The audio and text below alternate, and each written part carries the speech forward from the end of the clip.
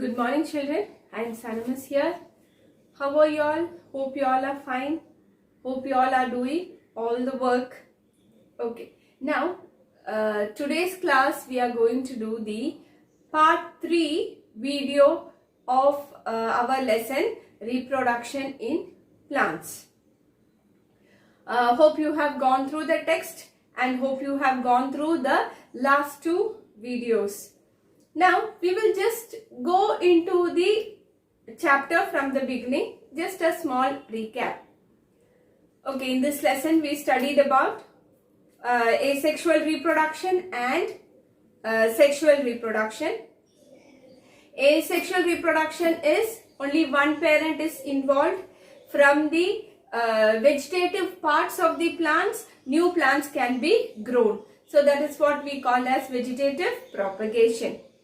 Now, in the sexual reproduction, 2 parents are involved, that is the male and female. So, male reproductive structure in a flower is called the stamen. So, I told you the reproductive structure is the flowers. So, in the flowers, there are male and female reproductive structures. So the male reproductive structures are the stamens. So they are having the anther and filament. The anther is giving the pollen grains, which are the male gametes. Now next it is the female reproductive part is called the pistil. So this pistil is having 3 parts. That's what we saw in the last class. You have stigma, style and ovary. So inside the ovary, there is ovules.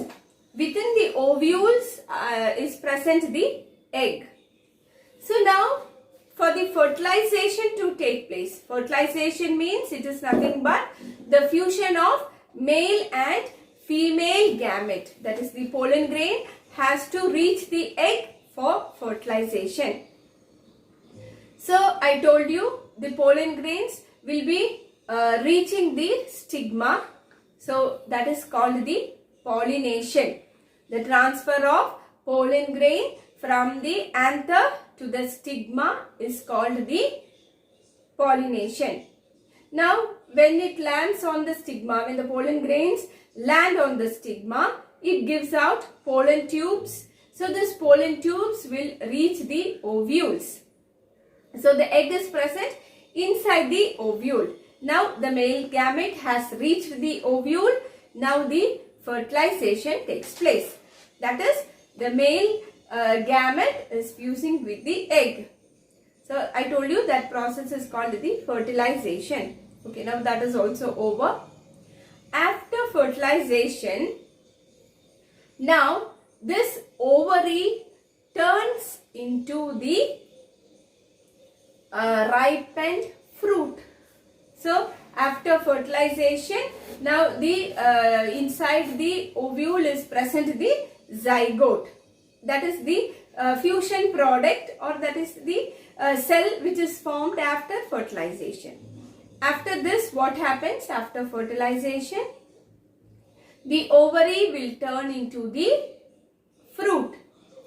Now all the other things, the petals, the sepals, all those things of the flower will fall off. Now only there is fruit. The fruit is nothing but ripened ovary after fertilization. Okay, now there are variety of fruits. We know there are fresh fruits as well as dry fruits. So fresh fruits are fleshy and juicy. For example, mango, orange, pineapple, all these are fleshy fruits. Now when it comes to dry fruits, it is almonds, all these things are the dry fruits which we have. Okay, now that is about the fruit formation. Now we will see what is the seed. Now this I told you, this ovules are, the ovary is the ripened fruit now. So inside that it is having the ovule, that is the with a zygote. So now that will divide and it will form the embryo, and that is present inside the seed now. Now that ovule has changed into seed. Now new plants will be able to grow from this seed again. Now this is present inside the fruit. Okay. Next we are going to study about seed dispersal. Next topic is our seed dispersal. What is seed dispersal? Why the seeds has to be dispersed? We are going to see that now. We know that there are mango trees, jackfruit trees and all other trees. So many plants are in different places. So now if the mango tree is going to grow only here, what will happen? It is not possible, right? We need plants all over the places. So now what happens? The seeds has to be dispersed. So what is seed dispersal? It is nothing but the scattering of seeds away from the parent plant. That is called the seed dispersal. So this seed has to fall in so many places, and everywhere the plants has to grow. Only the plants will get benefited. Now for example, we have a mango tree, and if all the mangoes and the seeds are falling near that tree, what will happen? There will be so many seeds lying near the mango tree. When there is rain, water and light, all the seeds will start germinating. But what happens when it is in a small place? It is all crowded. All the seeds are together, crowded. So there won't be light. There will be a competition for the light, water. So what will happen? Only the seed which is getting all this properly will grow. All the other seeds will die off, or it will just go off. So that is not benefiting a plant or a tree. So the plant which is producing the fruit and seeds, this has to go to different places and that has to grow everywhere. Only then this plant is benefited. So seed dispersal is very important for the benefit of the plant. And also human beings, because everywhere in the we can eat mangoes where there are people around in so many other places also. So this seeds should be scattered. So scattering means nothing but the seeds are transported or carried away to different places away from the parent plant. So that is the seed dispersal. So we saw that why a plant needs seed dispersal, because I told you if everything is falling in the same place, it will not get proper light and water and it will die. So the plant is not going to be there. If all the seeds are in one place, you will not get a new plant anywhere else. And if the seeds are going to die, then again there is no tree there. So that is why this seeds has to be scattered. It has to be dispersed to far off places. So everywhere you can see this type of trees or plants. Okay, that is why we need seed dispersal. Now how the seed is dispersed?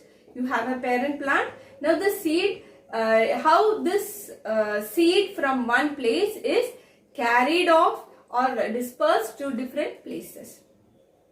So there are a few factors helping the dispersal of seeds. One is wind, next one is water and animals. Wind, water and animals are helping in the seed dispersal. So now we will see how wind is helping the dispersal of seeds. For example, in the drumstick and you can see seeds with wings. Wings means you will have a small thin wing-like structure near the seeds. Then some seeds will have hair on them. So what will happen? When these seeds with hair and wings, they are very light in weight. They are not heavy, they are very light in weight. So when the wind is coming, these seeds will be carried off to different places. It will float in the wind and the wind carries away the seeds and the seeds are dispersed to far off places. So the seeds which are carried by wind will have wings and hairs also, and they are very light in weight. Next, the seeds dispersed by water. How the water is helping in seed dispersal? It is nothing but you have seen the coconut. The whole coconut, when you take how it is, you have a fibrous coating. So this fibrous coating will enable the seed to float in the water. So this coconut is one example for the seed dispersed by water. So this due to this fibrous coating, this can be easily carried away by the water. Next, you must have come across when you all are walking through the plants and all those things, you can see some small structures sticking to your dress.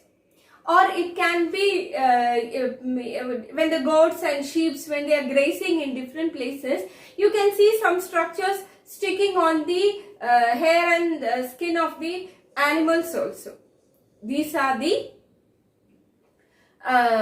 those seeds will have hooks or thorns. So those type of seeds will be dispersed by animals. So they will stick on to our dress, or some animals, the skin of the goat or sheep, it will be sticking, and when the sheep goes to some other places, the seed is dispersed. So the animals also help in seed dispersal. So the seed of that type where the animal is helping, the seed will have hooks or thorns. Now the birds also, the birds will come and eat the fruit.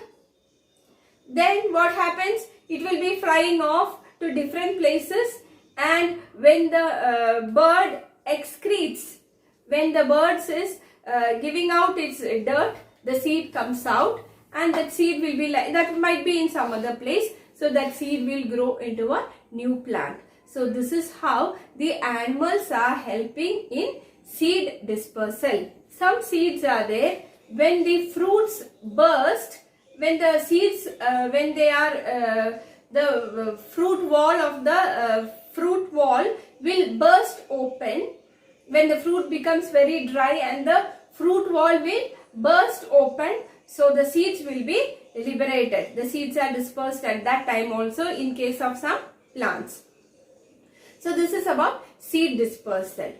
Okay, so in this lesson we have discussed about the asexual method of reproduction, sexual method of reproduction, then the seed, what is male reproductive structures, female reproductive structures, then pollination, then we have discussed about fertilization, then how fruits are formed, how seeds are formed, and now how the seeds are dispersed. It is taken off to far away places, and so you can see different plants in different places. You can see the plants in the same plant, you can see it in different places. So that is why the seeds has to be scattered.